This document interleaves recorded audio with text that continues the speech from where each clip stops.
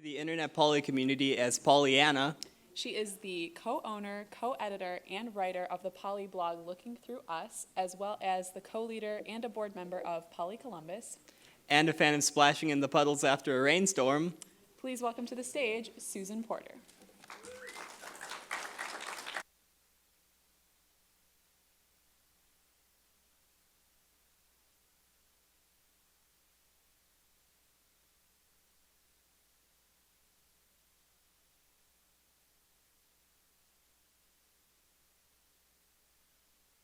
All right, how's that? Okay, great. So we're going to switch gears a little bit and do Poly 101. And I thought since this is sexy secular, we would also talk about how poly fits the secular context. So we're going to do a little bit of this and a little bit of that today. I won't be redundant, but I am with Poly Columbus. We are a poly meetup group that meets in Columbus once a month, and we do various social activities. And I would say our last meeting, we had 64 people. We have grown by leaps and bounds since I started. I've been exploring non-monogamy and polyamory for about 10 years. And we already talked about my blog. And I'm just going to give you my normal, my caveat is, I can't tell you what you want to know. I can only tell you what I know. This is our Poly Columbus mission statement, and I'm not going to just read the whole thing to you. I have brochures out at the tables that has the whole thing for you. But what we focus on as a poly community in Columbus is empowering each other, and we build a community. So we build a safe place for people to come explore non-monogamy, and we advocate for that safe space for people. Lots of people come with lots of questions and lots of fear, and so we advocate for a safe space for people to explore. And finally, we do what I'm doing today, which is serve the community and other organizations by providing information, and we educate each other and our community. So there are so many ways to be non-monogamous. So I put this little graphic up more as a bit of a joke because my colleague, and some of you may know him, Neil Wenneman, he always has the ponies in there. Your kink is not my kink, but I prefer to say there's so many ways. So you can have the pretty ponies, or you can have the zombie ponies. You know, there's several ways to be polyamorous. There's several ways to be non-monogamous. So let's talk about polyamory. A show of hands, who knows what it is? Wow, that's why you guys have been so nice to me this weekend. So it comes from, part of it comes from the Greek and part of it comes from Latin. This really upsets the linguists in the room. I'm sorry, it was not my idea. I didn't design the word, it's what we're working with. It actually is in the dictionary now. This is a major step forward from 10 years ago when I started exploring polyamory. My definition is more as a state of being. I feel I am a poly person. My being poly is not defined by the relationships I'm in. It's part of who I am. Not everyone defines it that way, and I didn't always define it that way. But for me, regardless of what my relationship landscape looks like today, tomorrow, or next week, I'm a poly person. That's who I am. And I look at all of my relationships as being open and organic and free to grow and change. So one of the things that I find poly does for me is I don't have artificial boundaries that other people set. They're my boundaries. They're not a prescribed boundary by my parents, by my friends, by my church, by my government. They're my boundaries. And that's a particularly important part of polyamory for me. So not everybody defines it that way, though. So what's a good working definition for polyamory as a process? So it's a process by which a person seeks out, considers, defines, enters into, and reevaluates relationships.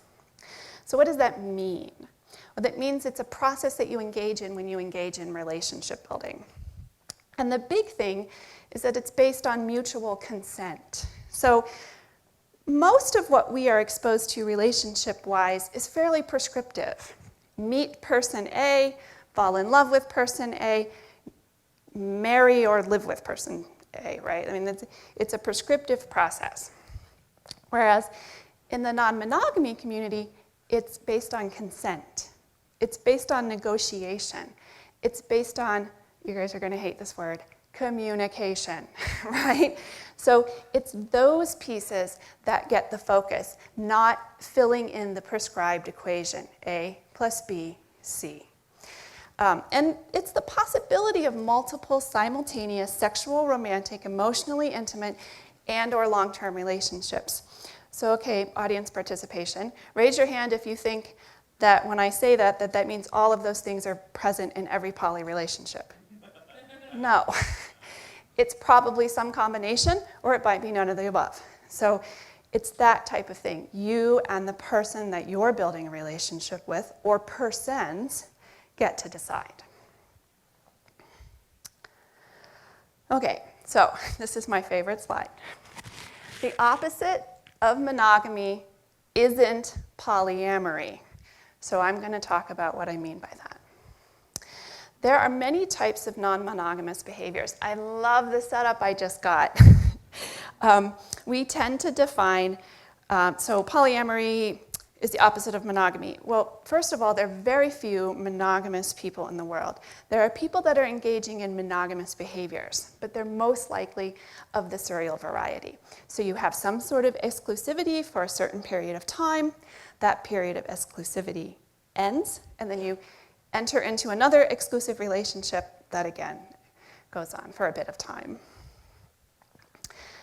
The most common form of non-monogamy is cheating. And it's socially acceptable. I'm going to say socially acceptable. But how many of you can raise your hand, do you know someone who's cheated? Yeah.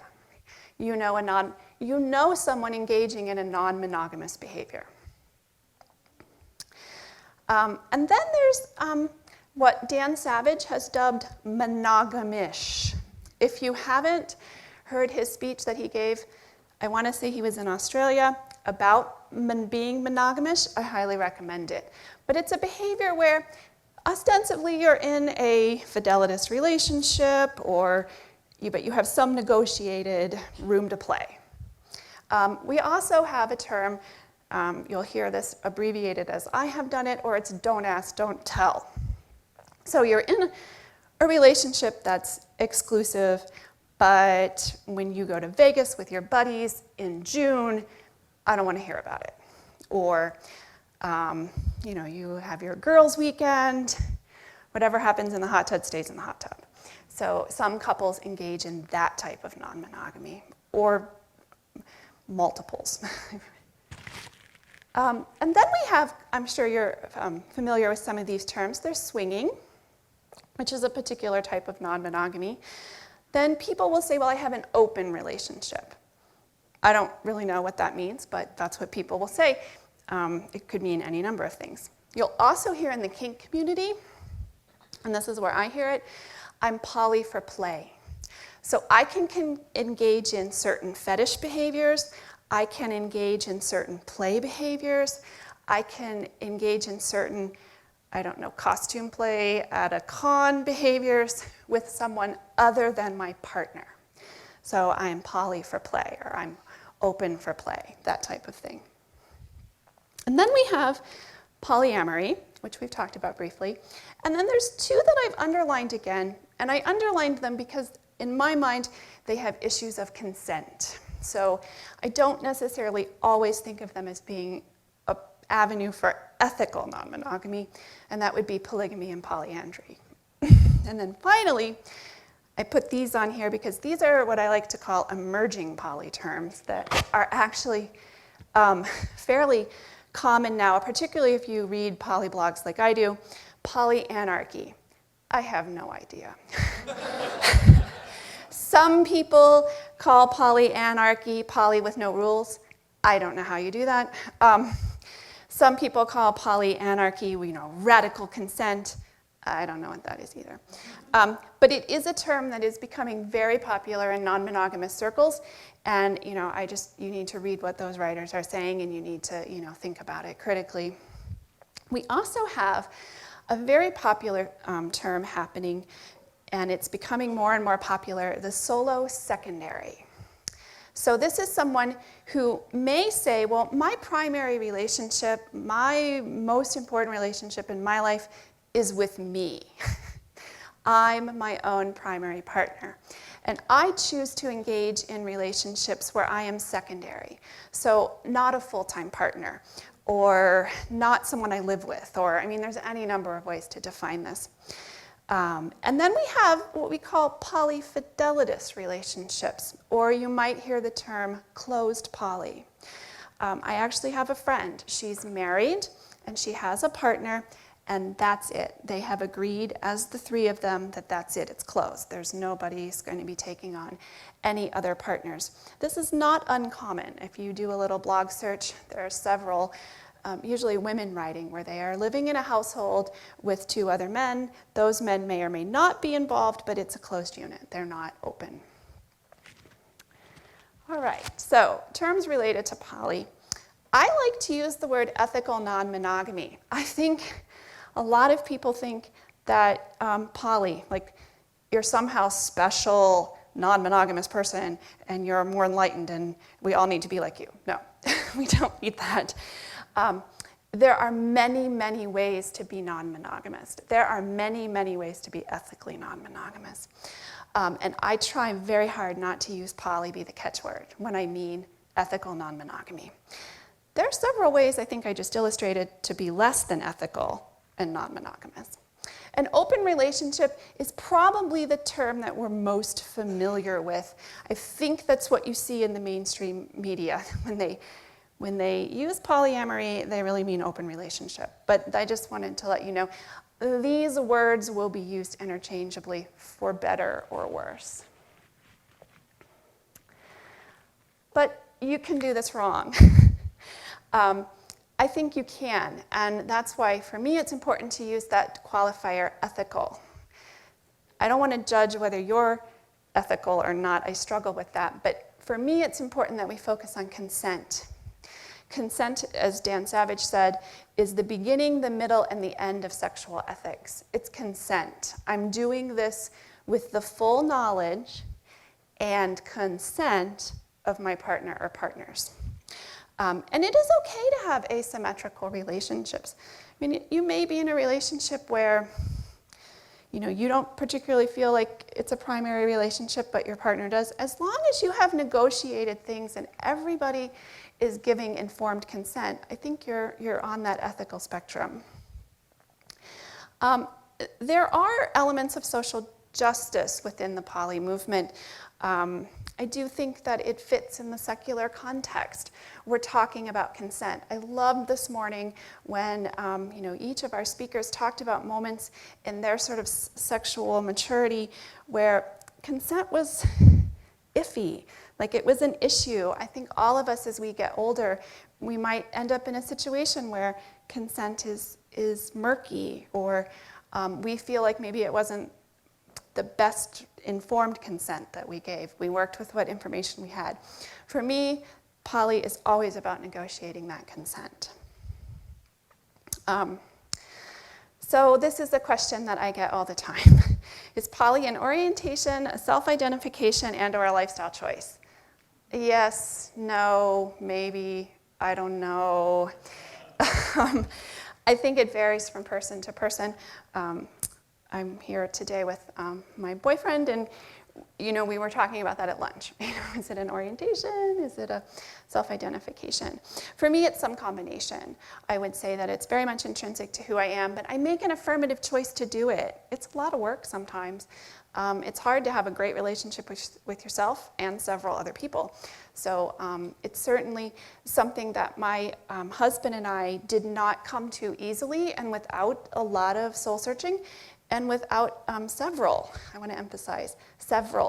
false starts, experiments, failures, if you will, problems. Oh my God, I didn't think we'd run into that type of thing. So again, it's that inward looking. You have to look inward in order to be in relationships with, I would say, anybody, but certainly to make it work for poly. You're going to be tired of me being like, I don't know. But, the words we polys use.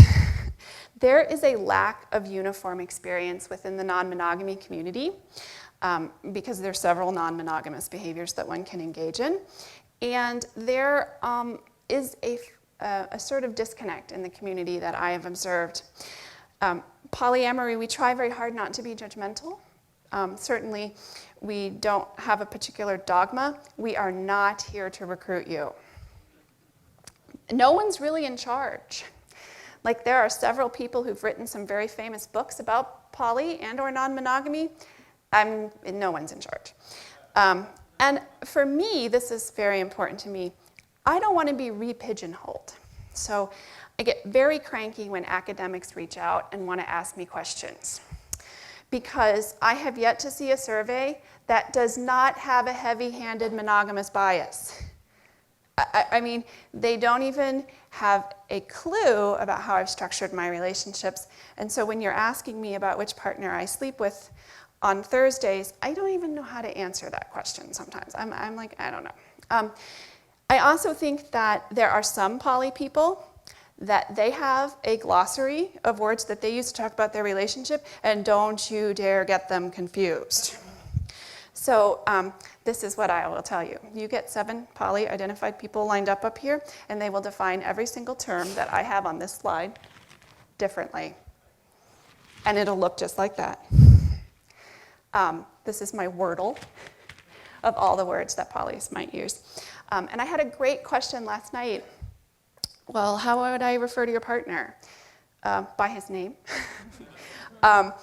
You know, I am not a fan of labels, but I want to caution you that that's my experience and that's my feeling. And for every one of me out there, there's several others that really love these words. So I'm going to define a couple. Metamor. The reason I'm defining this term is you're going to hear it if you do any sort of digging within poly or non-monogamy blogs. And anybody know what a metamor is? I'm going to use it in a sentence. Yesterday, my metamor came home from work and stayed with my children while I drove to Akron, Ohio. My metamor is my husband's girlfriend. So it's your partner's partner. It is from the old French, which is illicit lover, and then we've taken that apart and made some changes. Not everybody uses this word, but this is a word that I'm seeing a lot, so I thought I would give it to you. The Poly-Archy. These are words that you will read if you do any amount of reading about non-monogamy, certainly polyamory. Primary, secondary, I've used that word a couple times. I hate those definitions. I do not want to order my relationships with cardinal numbers. And don't even get me started on tertiary. But for many poly people, they are hierarchical. They do think about their relationships in that way. Is their primary, what? We lost him. Oh!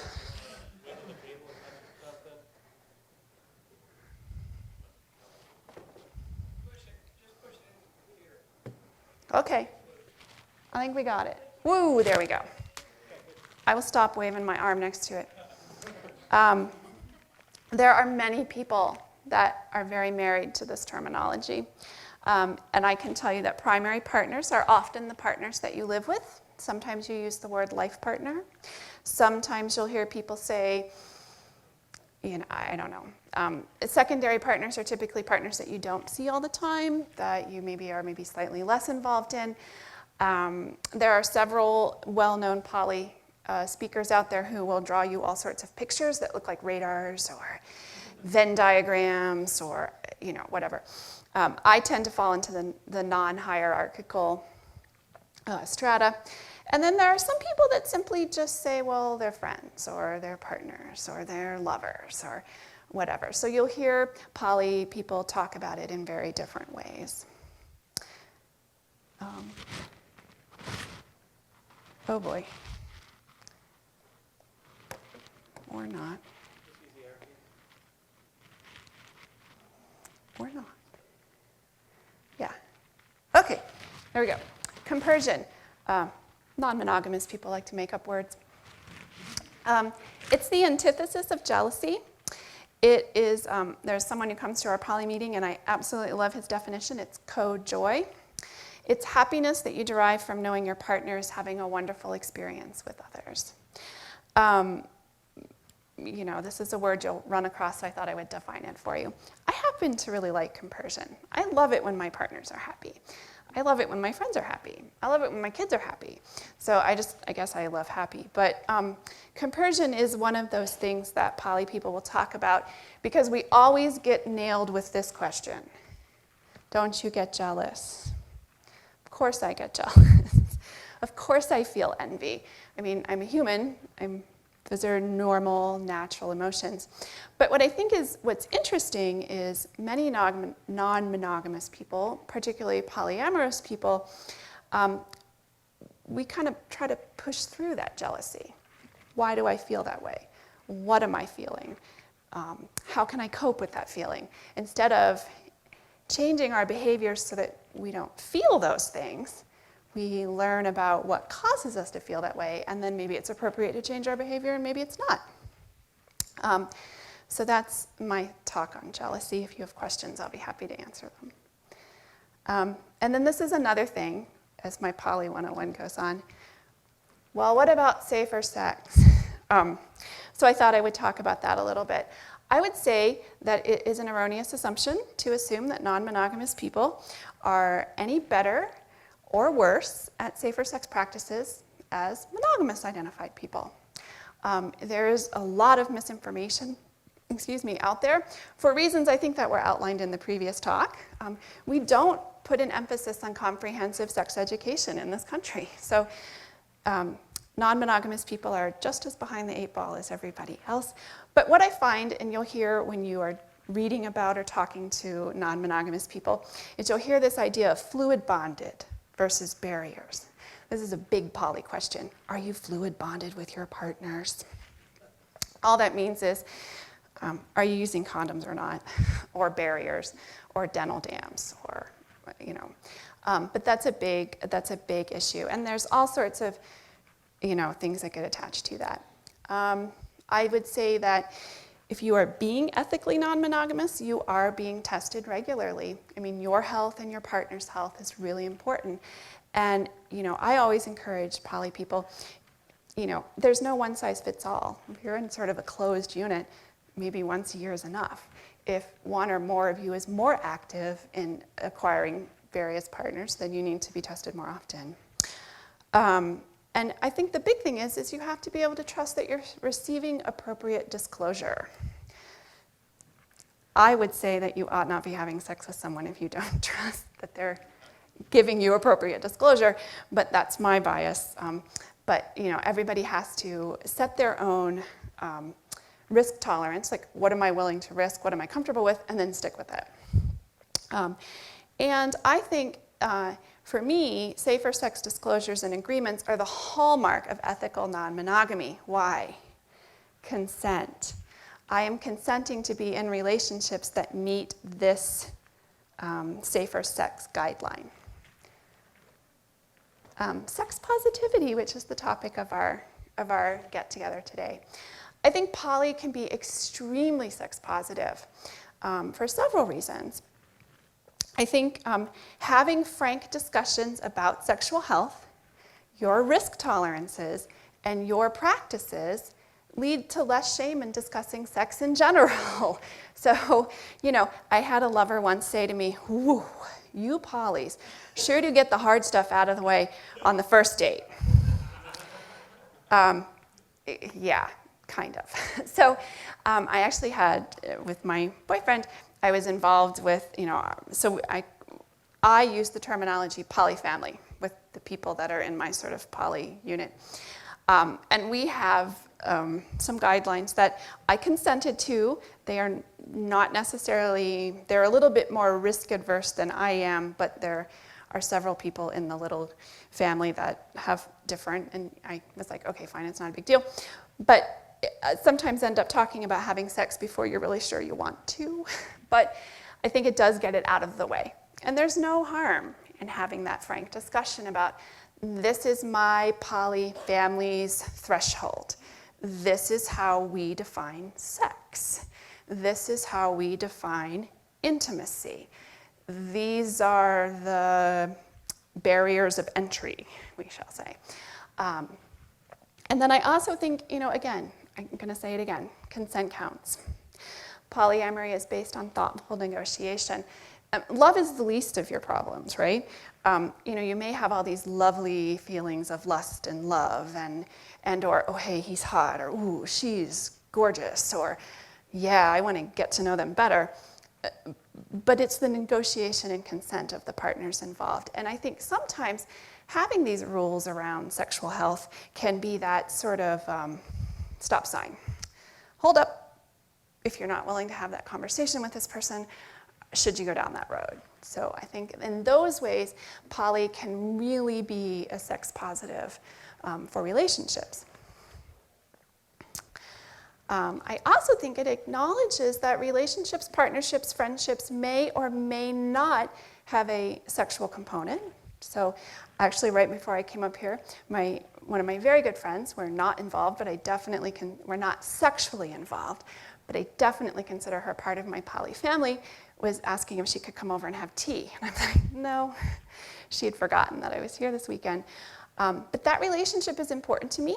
And I definitely would say I love her. There is absolutely no sexual component.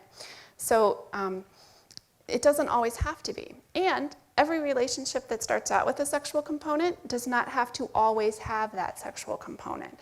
So your relationships can morph and change. When you don't define your relationships by whether you're having sex or not, then I think you have a little more leeway. But I do think that makes it sex positive too, because if the relationship was centered around sex, and then you're like, I'm kind of done with that. Like, I feel like we've explored what we need to explore sexually. Like maybe this was a relationship, I don't know, we're into shoes, or you were exploring a fetish, or you were, just wildly attracted to each other. And then, a year later, you're like, I still really like you as a friend, but sex is not working for me.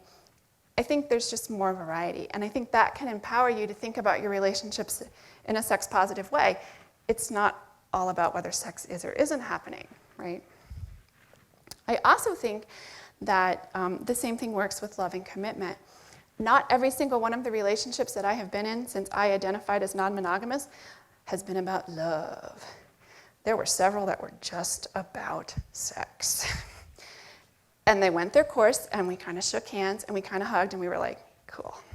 So I just want to encourage you, when you hear non-monogamous people talk, don't assume that it's about sex, and don't assume that it's not. And I think that's where non-monogamy can be really at the center of sex-positive relationships. All right, I'm going to air our dirty laundry. Poly as shyly sex-positive, or sex-negative. Many polys are quick to point out that their poly is relationship-based. What's that code for? There you go. Not about sex. I'm going to pick on my best friend. She says this all the time, and I want to hit her. Because for her, it's true. She is simply not interested in having sex. She is not sex negative. She likes sex. Trust me.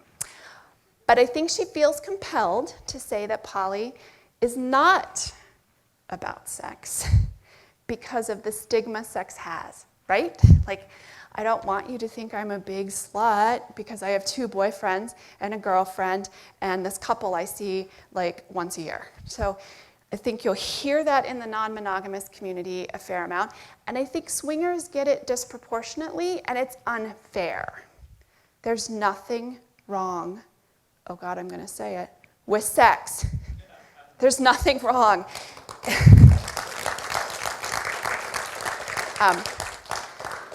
So, that I think is the pressure that, and I mostly see this with poly-identified people. We feel this intense pressure to make you think it's about everything but sex.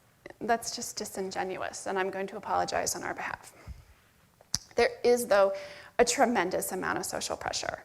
Like, I have to say, I was a little worried because it's always the big question. And everybody's been very welcoming, and you haven't been like snickering or thinking like, I'm having a free-for-all. Poly's not a crazy free-for-all. Non-monogamy's not a crazy free-for-all if you're doing it in an ethical way, and maybe if you're not doing it in an ethical way, it's for you to define if it's a crazy free-for-all. But this is the perception and the stigma that gets attached to people who raise their hand and say, I'm polyamorous, I'm non-monogamous. I'm a swinger. It's unfair, and I think that's what this conference is going to try to break down. Sexual variety can be a compelling reason to be poly. I'm just going to let you chew on that one. Poly as relationship positive. So I'm going to quote, I'm going to use that word I gave you. This is my best friend's metamor, Dawn, and she does with my best friend's husband, or my best friend's boyfriend and Dawn's husband, the Erotic Awakenings podcast. I highly recommend it. I will give the caveat, it's a little bit kinky, and they are involved in the leather community. But she was hosting a poly luncheon, and they were talking about relationship transitions. And so I'll read you her quote. When I was in a monogamous relationship and living in the mainstream world, my divorce was seen as a failure. When I called my mom and my mother-in-law, I didn't get support from either of them, regardless of the fact that what I was doing, the healthy thing for me, to them I had failed. And then she writes a lot more, and then I'm quoting at the end of her piece, whereas in the poly world, my experience has been different. Each relationship is seen as an experience.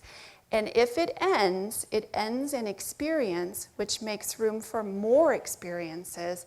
It doesn't seem to be seen as a success or a failure. I think this is true for a lot of non-monogamous people. Do we get there immediately? No, but we do get there. I know I have gotten there. Our culture is as relationship negative as it is sex negative. How many of you have been told, it was your fault that this relationship fell apart? Or, we use what I like to call violent language about ending a relationship. We broke up. It was a wreck.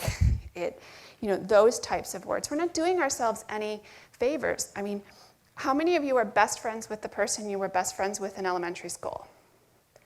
It's rare, right? I mean, half a dozen of you. Do you feel like a failure because your relationship with the person you shared the sandbox with in kindergarten is no longer? No. But I think in many ways for me, poly has helped me see relationships in a positive way. I mean, we have movies that are telling us you have failed if you don't find your soulmate or if you screw it up or whatever. So I thought I would share that. And then I got to sort of wind down. I was thinking about coming up here, well, how does poly fit with the secular community besides the obvious? I mean, many of our thoughts about sex and relationships are religiously driven. So how do we as free thinkers or as secular people, how do we sort of think about non-monogamy? And I quoted Dan Savage. I will be honest, he's not like my favorite guy ever, but he has great quotes. So he's talking about seeing through his religion. So I'll read you the quote. My father was a Catholic deacon, my mother was a lay minister, and I thought about becoming a priest. Oh my God. I was in church every Sunday for the first 15 years of my life. Now I spend my Sunday on my bike, on my snowboard, or on my husband. I haven't spent my post-Catholic decade in a sulk wishing the church would come around on the issue of homosexuality so that I could start attending Mass again. I didn't abandon my faith, I saw through it. The conflict between my faith and my sexuality set that process in motion. But the conclusion I reached at the end of that process, and then he talks about there's no God, religion is man-made, can be the force of good or evil, improved my life. I'm grateful that my sexuality prompted me to think critically about my faith. That's how it worked for me too. I'm bisexual. I always struggled with sort of the Judeo-Christian doctrine, like, well, but I'm bisexual. And then once I started exploring non-monogamy, I kind of am in love with two people right now. And everybody's telling me I can only be in love with one. So I think as free thinking, when you're in it and you wake up and you're like, oh, I love my husband. I love that guy I'm seeing. Oh, wait a minute, there's no Disney movie for that. So, that's yet. Thank you. Could we hurry it on? One of you want to jump on that? So why was something, in my case poly, which emphasized love, communication, consent, and self-awareness so incompatible with the God of love? Let's think about that. Really think about that. I thought about it for several years. And my 9-year-old is amazing. Couldn't we just be into love and compassion in and of themselves? Yes. So for me, that's where free thinking intersects with non-monogamy and with particularly polyamory. There aren't all these rules. There aren't all these prescriptions on how you should conduct relationships. And in my opinion, choosing love is a valid choice. Period. End of discussion. If that's what you want to do. Again, going back to non-monogamy being non-prescriptive. For me, it has been a self-discovery. Who are you? Not where do you fit in A plus B equals C. Who are you? And for me, it was self-awareness. You are a crappy communicator. How can you fix that? You feel guilty asking for what you want. How do you fix that? You need to stand up for yourself and have backbone. Those sorts of things. No relationship is going to be as successful unless you get the one with you right. And that is what polyamory has taught me. I also feel like we are trying very hard. I'm not going to say that the non-monogamy community is succeeding, but we are trying very hard to create a community of acceptance, not of exclusion. This is really hard. It's also probably why we don't have a glossary. It's also probably why 7 of us will give you 7 different answers to any question you ask us, because we're trying very hard to not judge. My pretty ponies are not your zombie ponies, right? It's really hard. I don't know where we're going to go, and I don't know where we're going to end up, particularly once you start adding into the mix of trying to break down stigma and trying to break down, political barriers. Non-monogamy is not a protected class. You can lose your job in the state of Ohio, those kind of things. So I don't know where we're going, but I like to think of it as free thinking, as its acceptance.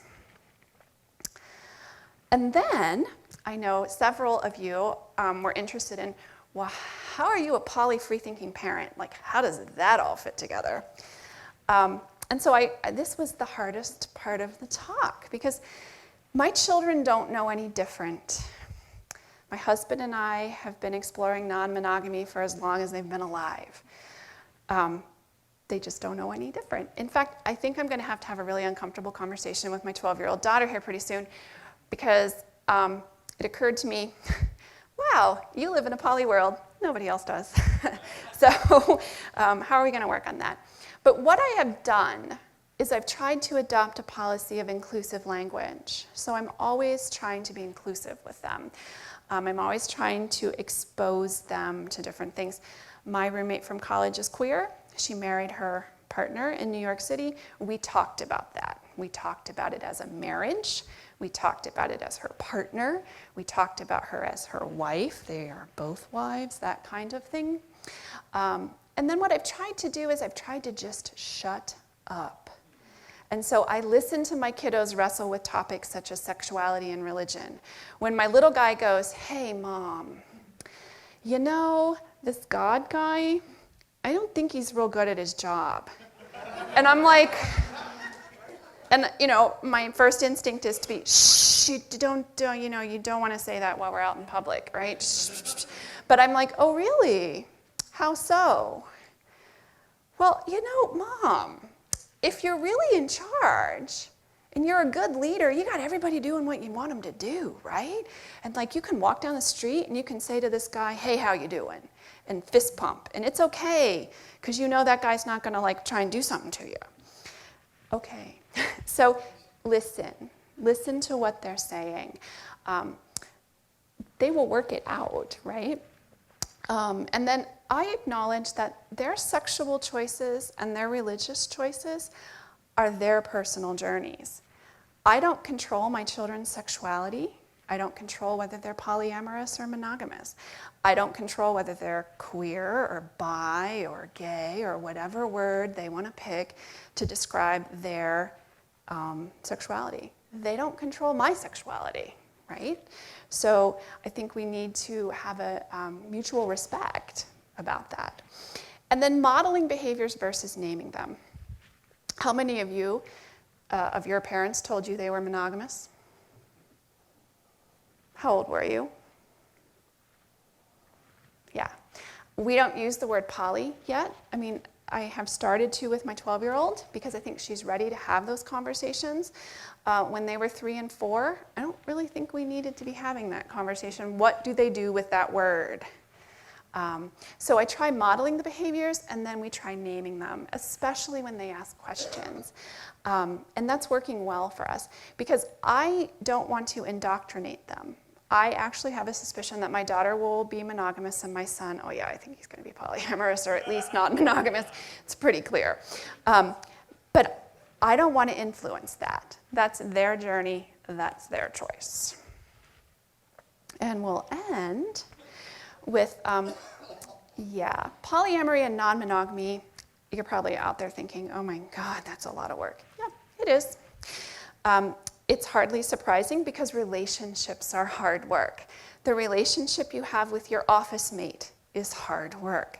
The relationship you have with your roommate is hard work. The relationship you have with the person you're trying to write that group paper with, hard work. The relationship you have with the person you're sleeping with, hard work. The person that you have decided to build a life with, hard work. So it is hard work, but I think it's fruitful and it can be wonderful. And I'll end with, you can really focus on the relationship with you. So for me, that's where the hardest work occurs. And then I'm ready to share that finished product with other people. So by my count, I have 15 minutes-ish. No, it's 10 minutes. Oh, okay. The clock is a little off. Well, I have 5 or 6 Okay. questions. So I will take questions. I'm also here, and I am happy to give you these slides. So if you want them as a PDF, I'll email them to you. So anybody have any questions? All right. So how do if your kids don't necessarily know that you're poly, like they know about? Oh, they know. They just don't have the, they don't have the, so the question is, how do my kids know if they don't know? Oh, they know. They just don't have a 50-cent word to call it yet. So they know I'm away for the weekend. They know when I'm staying over at my boyfriend's. They knew Dad's girlfriend was coming over to stay with them until he got home from work. So they know, and they use those words, and we let them name them. So that's kind of how we've approached it. So they know. I mean, this is a funny story. So our neighbor's house got broken into. I live in like a totally vanilla suburb, like really pretty safe. But the neighbors, they have a daughter who has some drug issues, and I'm pretty sure she broke in. But my husband went into crisis mode. And there is now a deadbolt on every single door, even the one into the house in the garage. And so, of course, I have house keys, but I can't do anything about the deadbolt. And I had stayed over the other day, and he leaves for work. I go home, make peanut butter and jelly sandwiches for school. And I can't get in because he locked the deadbolt, and he's not up yet. And my husband doesn't leave his cell phone on at night, so you want to know who I called to get in the house? My 12-year-old. And she knew. I mean, so she knows, So I think I'm going to have to reevaluate my strategy of not naming the 50-cent words yet. But she knew, and it was cool. She was like, oh, ha, ha, I also now know that when she pulls the same stunt, she's got one free pass. In the back. How open are you to the outside community, friends and family, relatives, and coworkers? Yeah. 2 years ago, I wouldn't have been caught dead here using my real name. It's been, so how out am I? Real name, filming, I would say, hello world, I just came out in a big way. I recently decided I would stop making it difficult. I've never really gone out of my way to like lie or fabricate any kind of identity. I did, write my blog sort of with a pseudonym, in part because that's the whole world, and I was not quite sure how I wanted to be completely out. I may change that very soon. It's been an evolution. Anybody asks me, I'm going to tell you. And I actually, my Facebook status, relationship status, it's complicated since I got on Facebook about 7 years ago, because I think that's funny. I don't know. I mean, most relationships are hard work and complicated, right? So, I thought that was just hysterical. I fielded questions about it then, and I gave them the answer. Aren't all relationships hard work and complicated?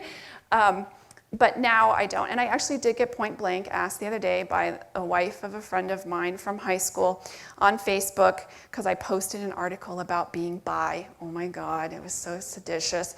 And she asked me, and I said, yes, done, no big deal.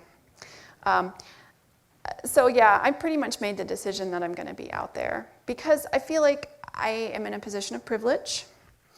And there's right now professionally no real reason why I can't be, and I'm tired of people drawing the wrong conclusion. I did a panel at Ohio State recently, and one of the women raised her hand and she goes, "But you look so normal." Sorry. I do have a nose ring, I don't know. So yeah. Yes. Going to be LGBTQ. Or NM for non-monogamy. Yeah, I don't know. I'm the bad one to ask for that. I am hugely supportive of marriage equality. I'm not really sure how I feel about poly-marriage equality. I don't know. So I don't know, but I do think that, the real answer to your question is yes, because I think we have reached a point in our society where we're tired of other people deciding for us. We're tired of, I'm attracted to women. Why do you get to judge that? I'm attracted to men. Why do you get to judge that? I don't want to have this gender identity that you gave me. I want to have my own. I don't want you to tell me that my relationship is not valid because I'm in multiple relationships. So to answer your question, yes, I do think we will end up there. If you're looking for social acceptance, I don't think you need to do it because of life. People look at you funny just trying to get the term bisexual. Right. A lot of people just will not buy into it that people can be attracted to those sexually. And then there's people that are not attracted sexually to anybody that you don't even hear mentioned. There's all kinds of various sexualities Yes. in nature. So it's a real. I think it becomes the big issue for that is when we try to legislate. So when we try to say that I am going to put this group of people in a position of privilege. So, and my biggest beef for being in, the one reason that I stayed in as long as I did, is I have young children. That's all I need is for some teacher or well-meaning person at the school to think, oh my God, this is terrible and I have to, do something about it. So I do think that's a main issue, but yeah, I'm kind of over caring about what people think. Obviously, I just outed myself to the whole secular viewing world. So we'll go here, and then if we have time, we'll go here. What are some of the more negative reactions you've had? Overwhelmingly, it's been positive. I will say dating. Dating is probably the worst. On OkCupid, I've had several gentlemen assure me that they could cure me of my polyamory. That kind of thing. I think there is, I didn't know about, for men, I can't really speak to that, but I know as a polyamorous woman, there's this idea that you're sexually available to everybody. Like, because you're a non-monogamous person, that you'll just have sex with anyone, or that you somehow owe them a relationship, or you owe them sex, and that can be negative. I personally have not really had much in the way of a reaction. I'm also not running around screaming, "Hi, I'm polyamorous." I don't lead with that at the grocery store or anything like that. I mean, I'm just busy living my life. I guess now I'm more willing to answer questions. My standard response is, I am completely willing to answer that question, but are you ready for the answer? I mean, I like to give you the opportunity for consent, because a lot of people will ask you a question and they are so not ready for the answer. They're just being nosy. That's it. Okay, you can see me after, okay? Okay.